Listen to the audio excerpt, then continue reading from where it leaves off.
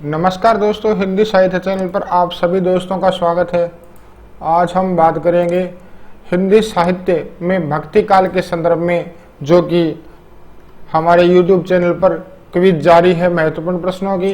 आज 5वीं क्विज जो लेकर आए हैं आपके लिए, बहुत ही महत्वपूर्ण प्रश्न। सभी प्रश्न जो अच्छी तरह से देखिएगा।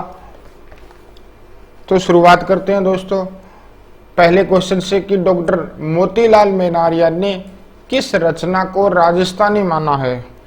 ध्यान रखिएगा, जो सूफी काव्य धारा के अंदर रचनाएं आती है तो उनमें से कुछ रचनाएं राजस्थानी भाषा में भी है, अवधी में भी है, इसके अलावा जो ब्रज में भी है। तो ध्यान रखिएगा, डॉक्टर मोतीलाल मेनारिया ने किस रचना को राजस्थानी माना है, किस सूफी काव्य परंपरा में कौन सी ऐसी रचना है जो राजस्थानी है डॉक्टर मोतीलाल मेनारिया के अनुसार। तो कौन सी रचना है वो? हंसावली असाइद द्वारा लिखी गई थी। ध्यान रहे, डॉक्टर नगेंद्र ने असाइद को ही प्रथम सूफी कवि माना है। और चंदायन जो है ये रचना है, इसे डॉक्टर राम कुमार वर्मा है वो प्रथम सूफी काव्य जो मानते हैं चंदायन रचना को, जो कि मुल्ला दाऊद की है। तो इस प्रश्न के अनुसार मोतीलाल मेनारिया ने किस रचना को राजस्थानी माना, तो सही उत्तर क्या होगा? हंसावली। अगला क्वेश्चन देखिएगा, चंदायन का मूल नाम लोर कहा या लोर कथा किसने माना है? तो इसका सही उत्तर होगा डॉक्टर माता प्रसाद गुप्त। तीसरा क्वेश्चन देखिएगा, आचार्य शुक्ल ने किस रचना को प्रेमाख्यान परंपरा में स्थान नहीं दिया? वो कौन सी रचना थी? ए ऑप्शन ईश्वरदास कृत सत्यवती कथा। क्योंकि ये जो रचना है वो भक्ति काल में राम काव्य धारा की जो परंपरा है उसमें राम भक्ति शाखा के जो ये कवि माने जाते हैं ईश्वरदास, तो इनकी एक रचना सूफी काव्य परंपरा में भी आती है। तो लेकिन आचार्य शुक्ल जी ने इसे प्रेमाख्यान परंपरा में स्थान नहीं दिया। अगला क्वेश्चन देखिएगा, हिंदू हृदय और मुसलमान आमने सामने करके अजनबीपन मिटाने वालों में इन्हीं का नाम लेना पड़ेगा। जायसी के संबंध में उपयुक्त कथन किसका है? आचार्य रामचंद्र शुक्ल जी ने कहा था ये। अगला क्वेश्चन देखिएगा, तब घर में बैठे रहे नाहिन हाट बजारा, मधु मालती मृगावती पोथी दोई उचारा। पंक्तियां किस से उद्धृत है? ये पंक्तियां कई बार परीक्षा में पूछी जाती है, ध्यान रखिएगा। बनारसी दास जैन जो जैन कवि थे, उन्होंने अपनी आत्मकथा लिखी थी अर्धकथानक नाम से। 17वीं शताब्दी के समय में उन्होंने अपनी जो स्वरचित आत्मकथा लिखी थी उसमें ये पंक्तियां लिखी थी, तब घर में बैठे रहे नाहिन हाट बजारा, मधु मालती मृगावती पोथी दोई उचारा। अर्थात उस समय बनारसी दास जो किसी व्यापार धंधे में उन्होंने घाटा खा लिया था तो घर पे रहते थे, हाट बाजार नहीं जाते थे, तो वो खाली समय का सदुपयोग मधु मालती और मृगावती जो रचना है उनको पढ़कर किया करते थे। तब इन्होंने अपनी आत्मकथा में इन पंक्तियों को लिखा है। बहुत ही महत्वपूर्ण पंक्तियां हैं किसी भी परीक्षा के लिए, ध्यान रखिएगा। अगला जो क्वेश्चन है, ओ मन जानी कवित असकीना, मकु यह रहे जगत मह चीना, पद के रचयिता है। तो देखिएगा, ये जो पद है पद्मावत जो रचना है जायसी की, उसमें ये जो पंक्तियां ली गई है, जायसी ने काव्य प्रयोजन के उद्देश्य से ये पंक्तियां लिखी थी कि मेरे जो काव्य लिखने का प्रयोजन क्या है, उसी उद्देश्य से ये पंक्तियां लिखी गई। अगला क्वेश्चन देखिएगा, पद्मावत की रचना संस्कृत प्रबंध काव्यों की सरगबद्ध पद्धति पर नहीं हुई बल्कि फारसी की मसनवी शैली पर है। नोट कीजिएगा, बहुत ही महत्वपूर्ण पंक्तियां। ये कथन किसका है? आचार्य शुक्ल जी का। समग्र रूप से पद्मावत अत्यंत उच्च कोटि का प्रबंध काव्य है, जिसकी तुलना में रामचरितमानस और कामायनी जैसे कुछ काव्य ही रखे जा सकते हैं। यह कथन किसका है? डॉक्टर नगेंद्र जी का। अगला क्वेश्चन देखिएगा, जायसीकृत रचना है। तो जायसी जी की जो रचनाएं हैं उनके बारे में बताना है।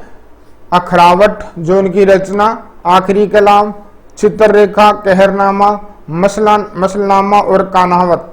तो ये जो सभी रचनाएं इनके द्वारा लिखी गई है। अगला क्वेश्चन देखिएगा, मंझनकृत मधुमालती में राजकुमार मनोहर कहाँ का रहने वाला था। तो जो मंझन द्वारा लिखी गई मधुमालती रचना है, इसमें राजकुमार मनोहर कहाँ का रहने वाला था। सही उत्तर क्या होगा, कनेसर नगर। 11वां क्वेश्चन देखिएगा, निम्न में से किस रचना में नायक नायिका के अनेक जन्मों की घटनाओं का वर्णन न करके एक ही जन्म की घटनाओं का वर्णन किया गया, वह कौन सी रचना है। तो सही उत्तर होगा आलमकृत माधवानल कामकंदला, ये जो रचना है, ध्यान रखिएगा। अगला क्वेश्चन देखिएगा, सुमेलित करना है, इसमें मिलान करना है। एक तरफ तो नायिका दी हुई है, एक तरफ रचना। तो ध्यान रखिएगा, कई बार परीक्षा में पूछ लिया जाता है कि इस रचना में नायिका का नाम क्या है या नायक का नाम क्या है। तो रंभा नाम की जो नायिका है वो रसरत्न रचना में है। इसके बाद जो देवयानी है वो ज्ञानदीप रचना में नायिका है। चित्रावली जैसा कि नाम से दिखाई दे रहा है कि चित्रावली रचना से, और छिताई है जो छिताई वार्ता से। इसमें जो सही ऑप्शन होगा वो ए ऑप्शन होगा, देखिएगा। चलिए आगे बढ़ते हैं अगले प्रश्न की ओर। निम्न में से किस रचना में चित्र दर्शन जन्य प्रेम का निरूपण हुआ है। चित्र दर्शन जन्य प्रेम कौन सी रचना में हुआ है, चित्रावली में। इनका हिंदी काव्य भाषा का विज्ञान और सब सूफी कवियों से अधिक था। आचार्य शुक्ल का यह कथन किस कवि के लिए कहा गया है। आचार्य शुक्ल जी ने किसके बारे में कहा था कि इनका हिंदी काव्य भाषा का विज्ञान और सब सूफी कवियों से अधिक है। तो ये किसके लिए कहा था, नूर मोहम्मद के लिए। जैसा कि आपने पढ़ा होगा कि नूर मोहम्मद की जो अनुराग बांसुरी रचना है, इंद्रावती रचना है, अनुराग बांसुरी जो उनकी चर्चित रचना है, फारसी भाषा में रचित है। तो यह कथन नूर मोहम्मद के लिए आया है। जान कवि ने कुल कितने काव्य ग्रंथों की रचना की, देखिएगा। सूफी काव्य धारा में जो जान कवि ने कुल मिलाकर जो 78 काव्य ग्रंथों की रचना की थी, इसमें से जो प्रेमाख्यान ग्रंथ जो है वो कितने हैं, 29। ध्यान रखिएगा। तो इस प्रश्न के अनुसार उत्तर 78, लेकिन अगर ये पूछा जाए कि इनके द्वारा लिखे गए प्रेमाख्यान ग्रंथ जो कितने हैं, वो कितने हैं, 29। अगले प्रश्न में देखिएगा, निम्न में से किस रचना के नायक नायिका सोम और रंभा थे। कौन सी रचना थी, रसरत्न। निम्न में से तत्व ज्ञान संबंधी रचना है अनुराग बांसुरी, किसके द्वारा लिखी गई थी, अनुराग बांसुरी नूर मोहम्मद के द्वारा। शुक्लानुसार जायसी ने अपने पूर्व में रचित किन प्रेमाख्यानों का वर्णन किया। देखिएगा, शुक्ल जी के अनुसार जायसी ने अपने पूर्व में रचित किन प्रेमाख्यानों का वर्णन किया है। मुग्धावती, मृगावती और प्रेमावती, इन रचनाओं का उन्होंने वर्णन किया है कि जो जायसी जी की रचना से पहले भी ये रचनाएं विद्यमान थी। तो उत्तर क्या होगा इसमें, उपयुक्त सभी।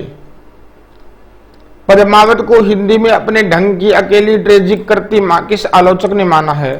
बहुत बार प्रश्न ये जो पूछा गया, विजय देव नारायण शाही ने। शुक्लानुसार एकमात्र हिंदू सूफी कवि कौन है, सूरदास पंजाबी। ध्यान रखिएगा, ये सूरदास कृष्ण भक्ति धारा के अष्टछाप कवि नहीं है, उनसे भिन्न है सूरदास पंजाबी। भक्ति शब्द का विकास किस धातु से हुआ है, भज धातु से।